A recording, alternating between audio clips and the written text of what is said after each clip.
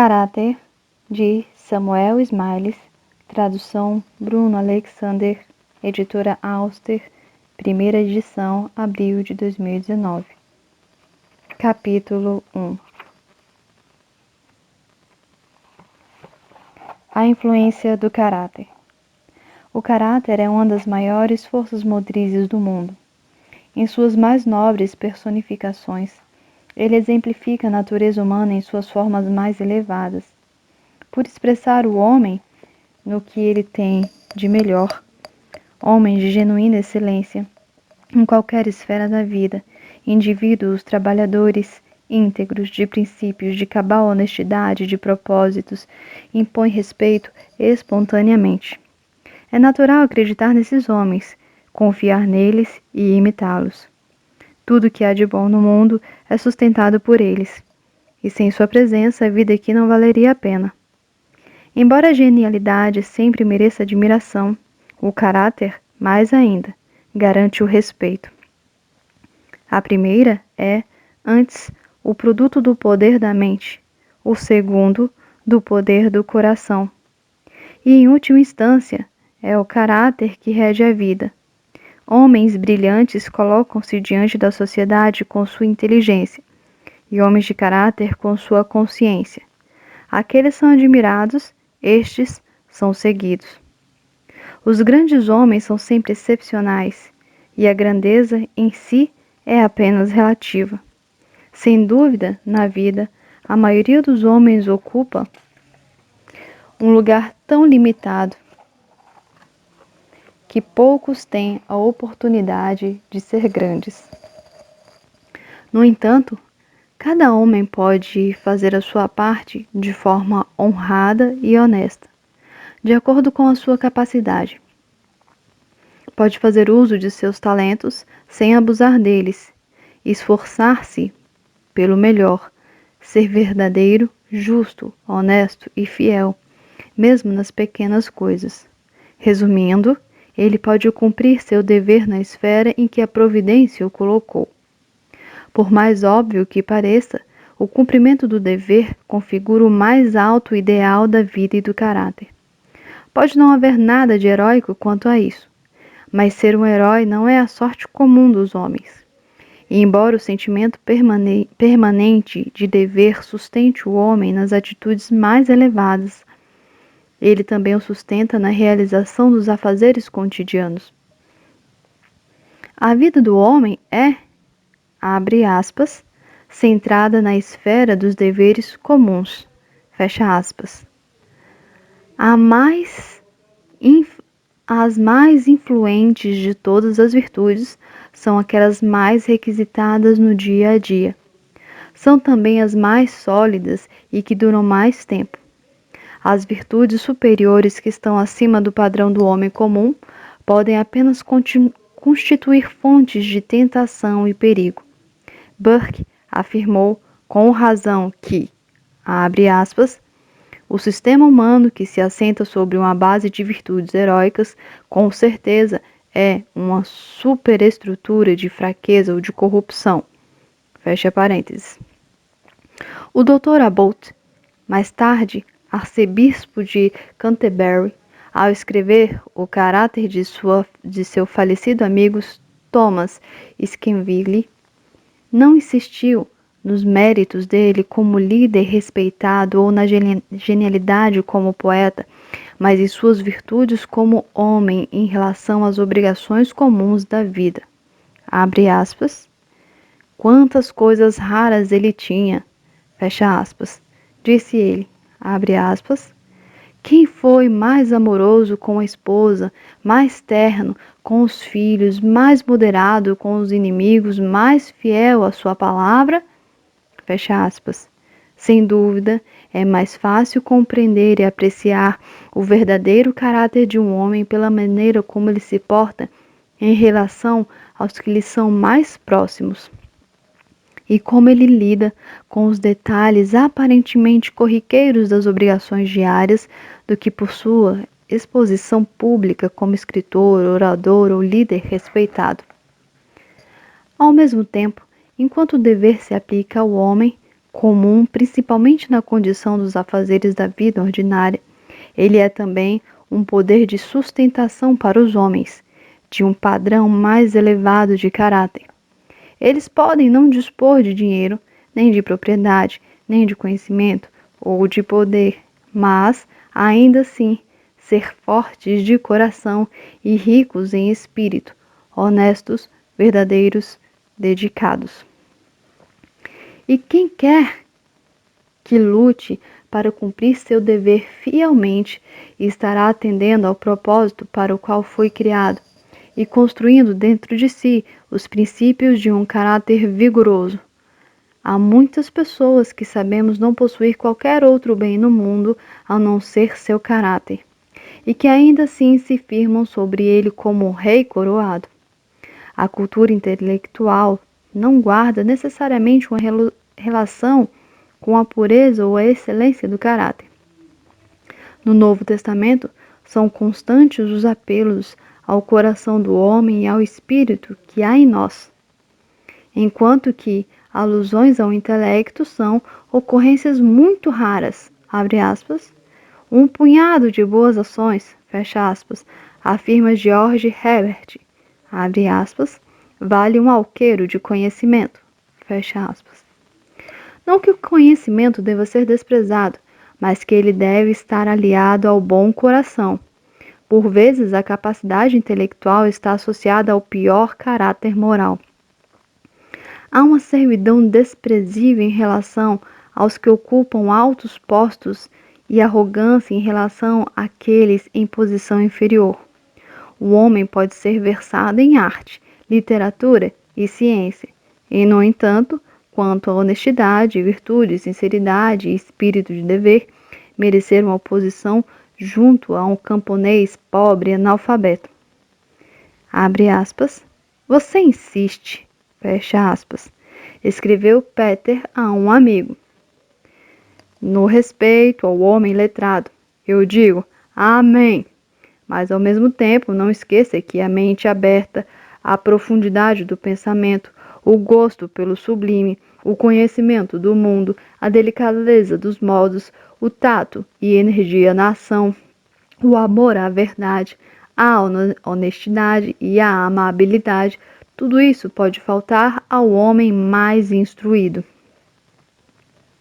Quando alguém, no interrogatório de Sir Walter Scott, fez uma observação quanto ao valor dos talentos e realizações literárias, como se estivessem acima de todas as coisas a serem apreciadas e honradas, ele escreveu: Deus nos ajude! Que mundo pobre seria este, fosse essa a verdadeira doutrina?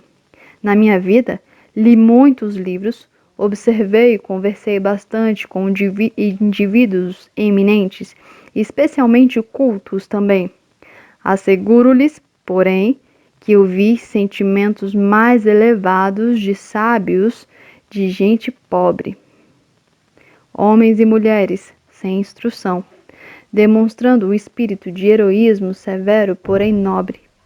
Quando em dificuldades e aflição, ou expressando suas ideias simples sobre as circunstâncias num grupo de amigos e vizinhos que jamais vi senão na Bíblia.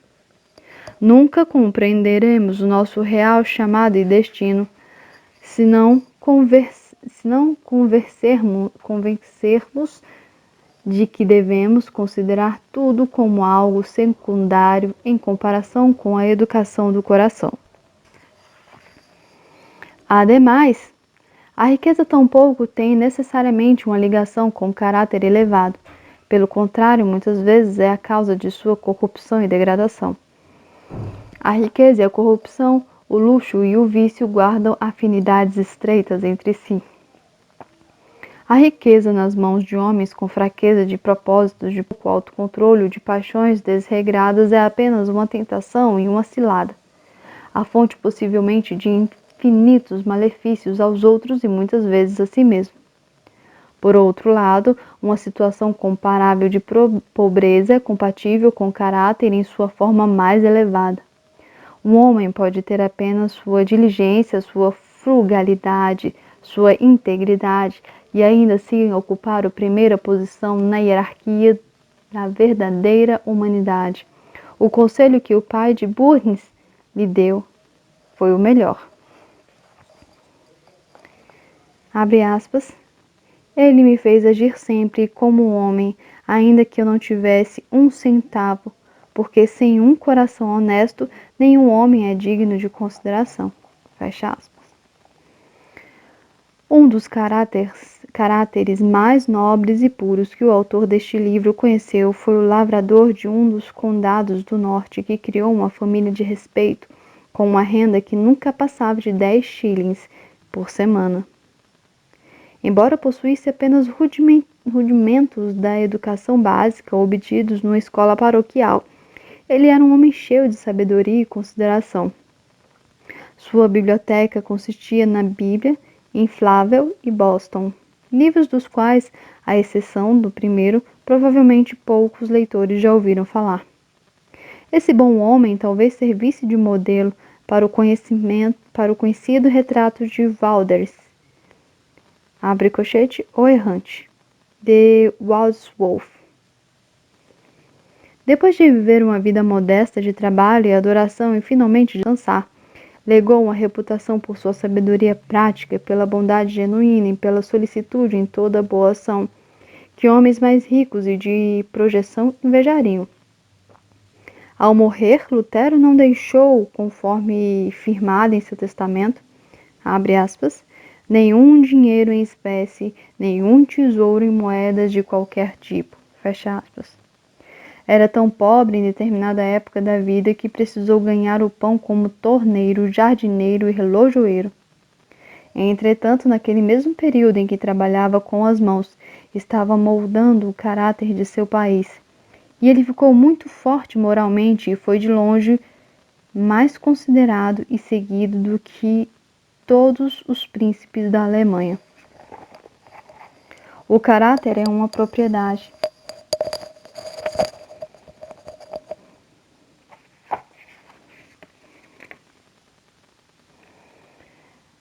É o mais nobre dos bens e faz jus à aprovação e o respeito de todos.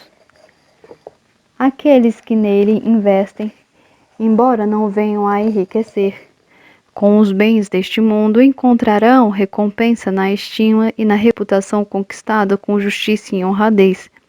E é justo que na vida as boas qualidades devam influenciar, que a diligência, a virtude e a bondade estejam no topo da hierarquia e que os melhores de fato ocupem a dianteira.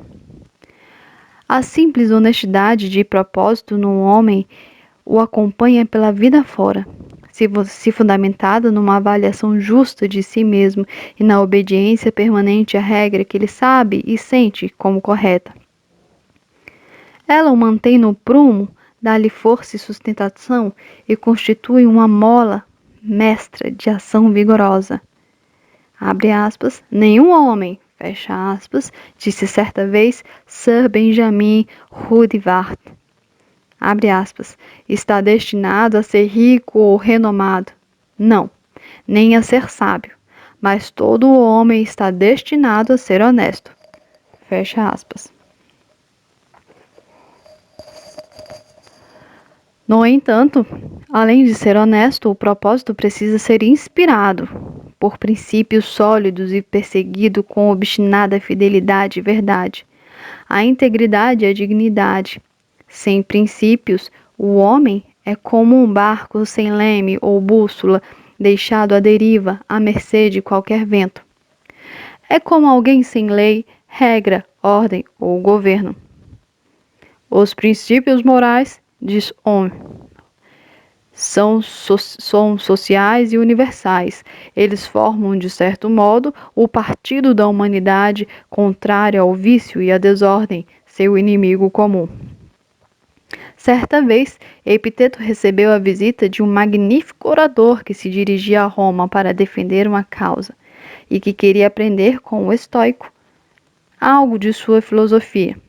Epiteto recebeu o visitante com frieza, sem acreditar em sua sinceridade.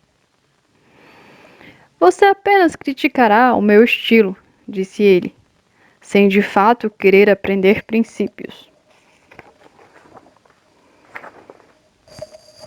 Bem, disse o orador, mas se eu considerar esse tipo de coisa, serei somente um pobre, como você, sem prataria, nem carruagem, nem terras. Eu não quero esse tipo de coisa, respondeu Epiteto. E, além disso, você, afinal, é mais pobre do que eu. Patrão ou não, o que me importa? Você sim se importa. Eu não me importo com o que o César pensa de mim, eu não bajulo ninguém, isso é o que eu tenho. Em vez de seu ouro ou da sua prataria, você tem travessas de prata, mas razões, princípios e apetites de barro. Minha mente é para mim um reino e ela me preenche com ocupações abundantes e alegres, em vez de sua incansável ociosidade. Todos os seus bens lhe parecem poucos, os meus me parecem imensos. Seu desejo é insaciável, o meu está satisfeito. O talento não é, de forma alguma, algo raro no mundo, nem a genialidade. Mas podemos confiar no talento? E na genialidade? Não, a menos que eles sejam fundamentados na honestidade e na verdade. É esta qualidade, acima de tudo, que merece estima e respeito, assegurando a confiança dos outros. A honestidade é o alicerce de toda a excelência pessoal, manifestando-se na conduta.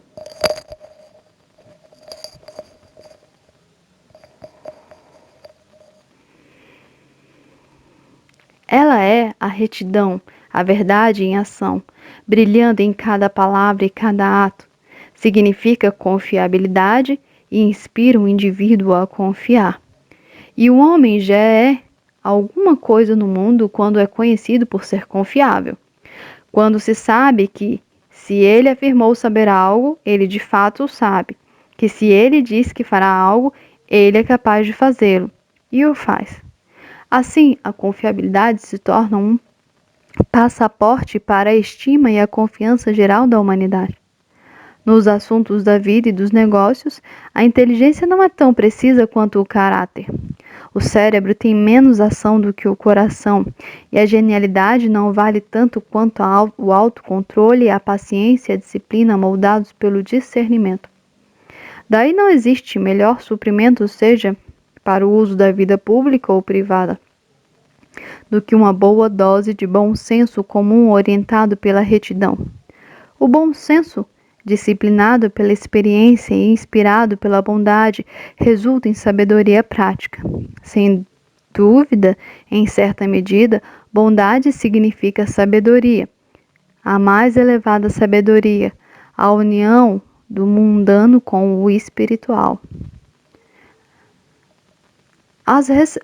As correspondências entre sabedoria e bondade, afirma Sir Henry Taylor, são múltiplas e deve-se inferir que uma acompanhará a outra, não apenas porque a sabedoria dos homens os torna bons, mas porque sua bondade faz deles sábios.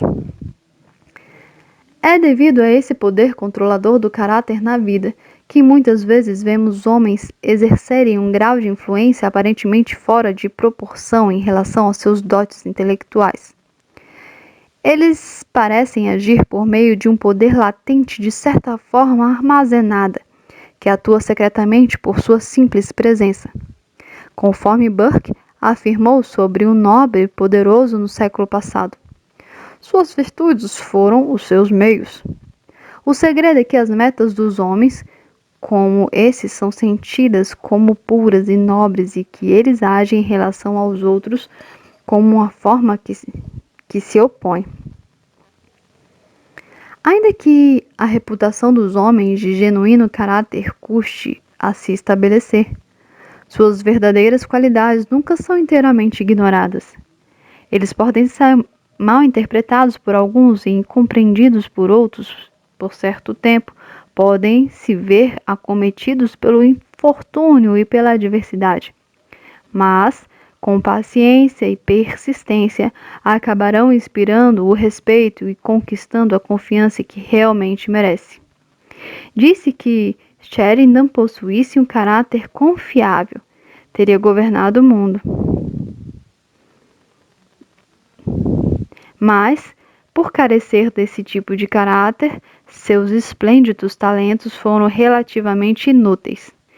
Ele impressionava e encantava, mas não tinha nem peso nem influência na vida privada ou na vida pública. Assim, quando, um dia, Delphine pressionou o gerente por um aumento de salário,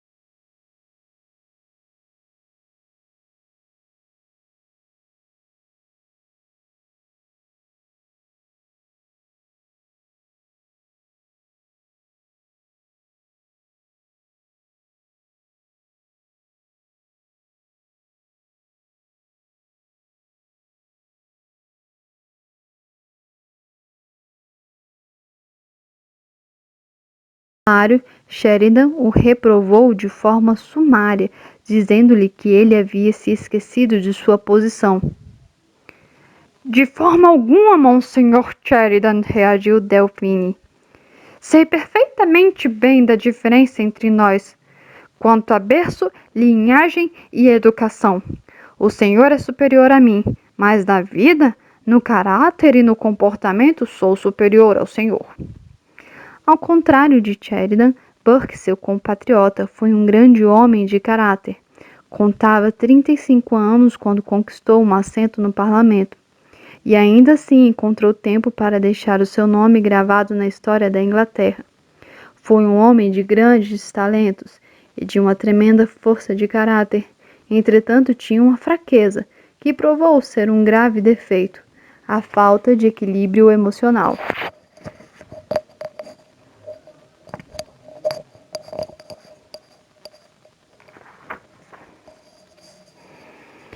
Sua genialidade foi sacrificada pela irritabilidade. Por falta dessa virtude que parece tão insignificante, a estabilidade do humor, os predicados mais esplêndidos ficam relativamente sem valor para quem os possui.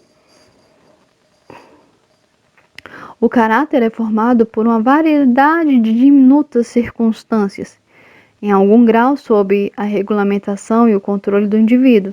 Não há um dia que passe sem o seu exercício, seja para o bem ou para o mal. Não há um ato sequer, por mais trivial, que não tenha uma série de consequências, pois não existe fio de cabelo tão insignificante que não proteja uma sombra. Foi sábio da parte da mãe da senhorita Stremelpenning aconselhar a filha a nunca ignorar pequenas coisas, pois senão, por mais que as desprezemos, seremos governados na prática por essas pequenas coisas. Cada ação, cada pensamento, cada sentimento contribui para a formação do temperamento, dos hábitos e do entendimento, e exerce uma influência inevitável sobre todos os atos da nossa vida futura. Portanto, O caráter está sob constante mudança, para melhorar, para melhor ou para pior, sendo elevado de um lado ou degradado de outro. Não existe falha ou insanidade em minha vida, diz Sr. Huskin, que não se erga contra mim e leve embora minha alegria, diminuindo meu poder de controle, de visão, de entendimento. Cada esforço realizado em minha vida, cada lampejo de correção ou de bondade nela registrado, está comigo agora, para me ajudar na minha compreensão desta arte